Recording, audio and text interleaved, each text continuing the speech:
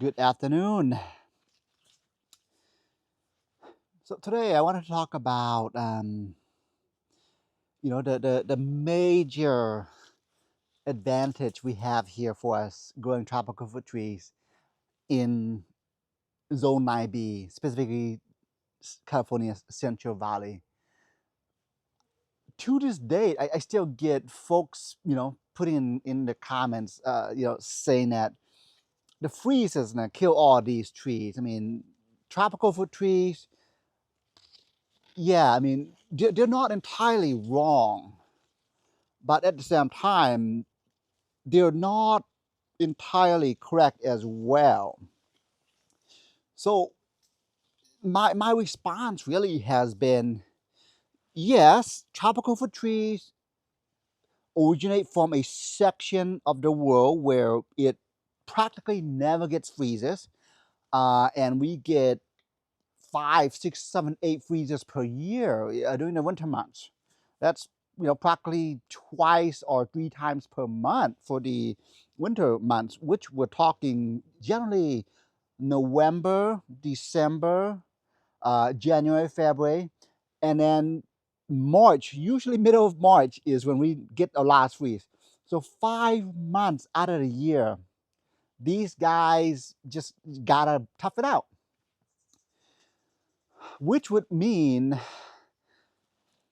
7 months out of the year, these guys grow. So if you could get the technique down where you encourage 7 months out of the year, where you encourage these guys to grow, tropical fruit trees to grow, those 5 winter months, they're not gonna have any issues. That's not to say they're not gonna have any damage. They absolutely will have damage, especially the young growth. This is what I mean by the young growth. So tropical fruit trees, okay, like Alano Cepedella, winter time, but it is still pushing out new growth. Kahadalongan, winter time, pushing out new growth. So tropical fruit trees don't care that it's winter time.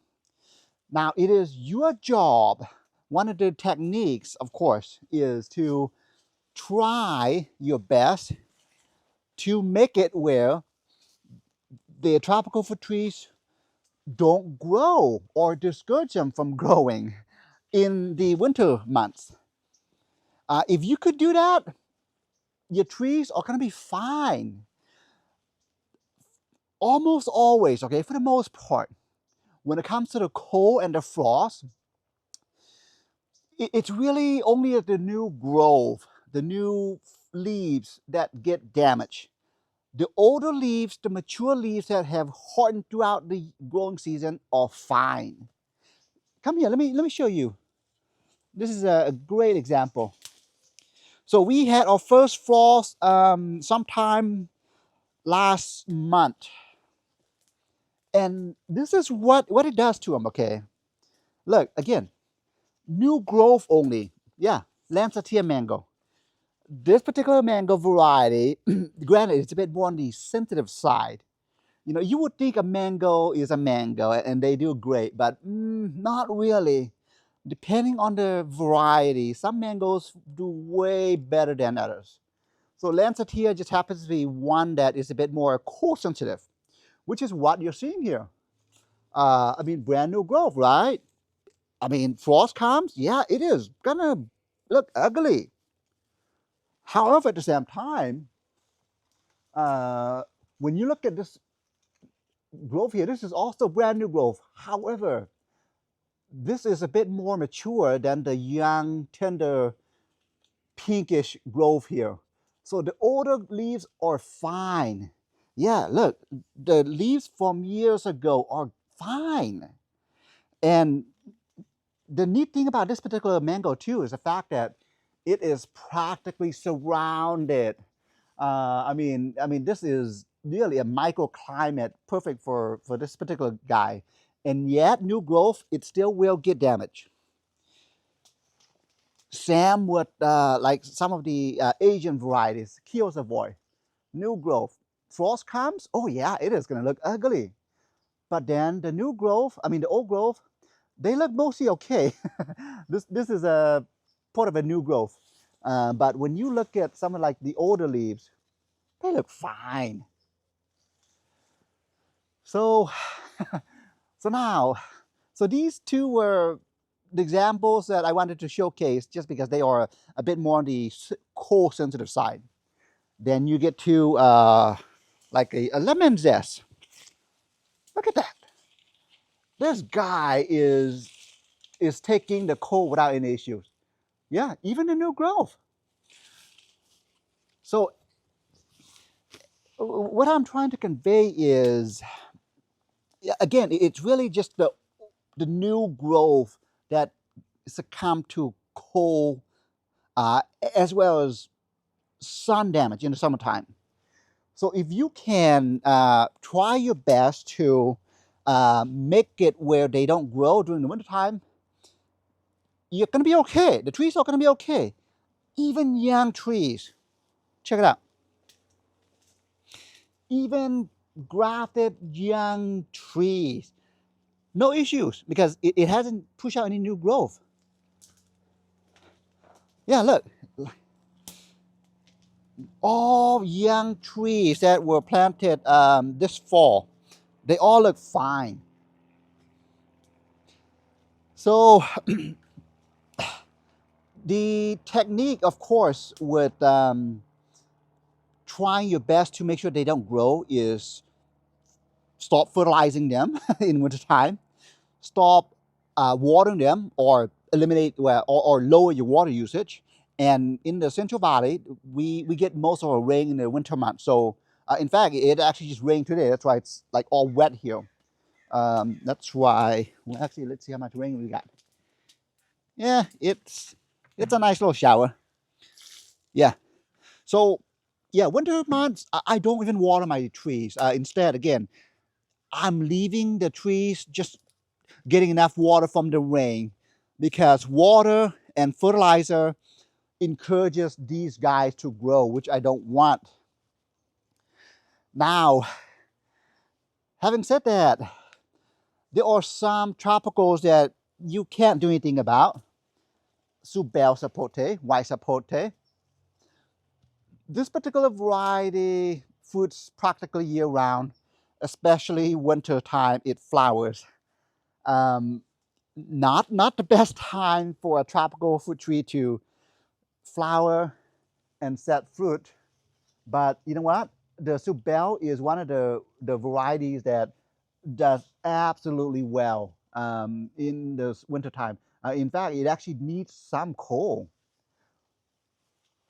Yeah. Um, let's see, what else?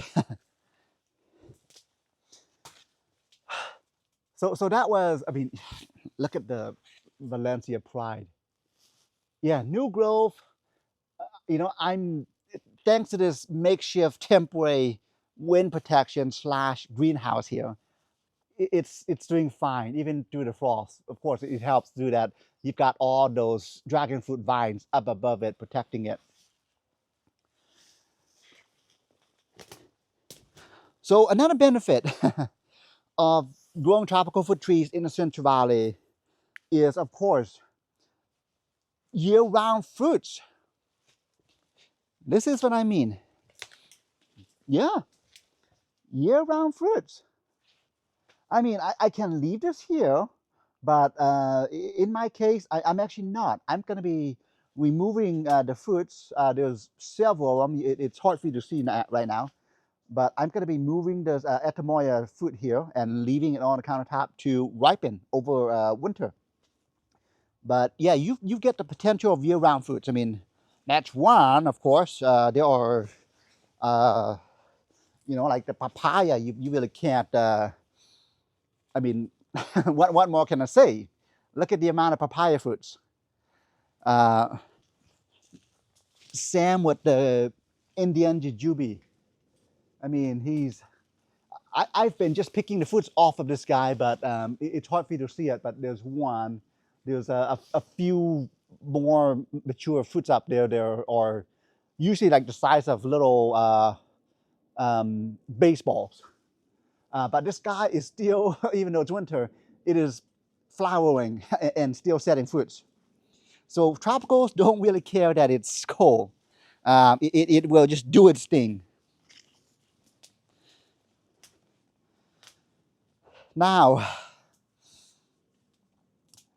a third benefit, of course, is the fact that the trees, the tropical fruit trees that we have here, they are kept artificially miniaturized. They are never ever gonna grow to the same size as if it were grown in the native climate.